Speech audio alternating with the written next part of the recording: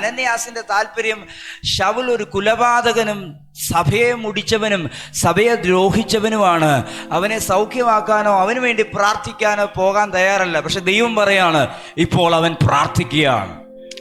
Hallelujah. അനന്യാസേ, നീ പറഞ്ഞത് ശരിയാണ്, അങ്ങനെ ആയിരുന്നു. പക്ഷെ ഞാൻ അവനെ തൊട്ടിരിക്കുന്നു. ആമേൻ.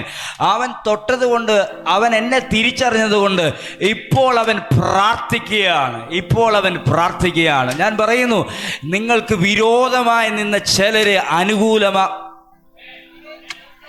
നിങ്ങൾക്ക് വിരോധമായി നിന്നവർ നിങ്ങൾക്ക് അനുകൂലമാകാൻ കഴിയുന്ന രീതിയിൽ ദൈവം തൻ്റെ പ്രവർത്തികൾ അവരുടെ ലൈഫിനകത്ത് അനുവദിക്കാൻ പോവുകയാണ്.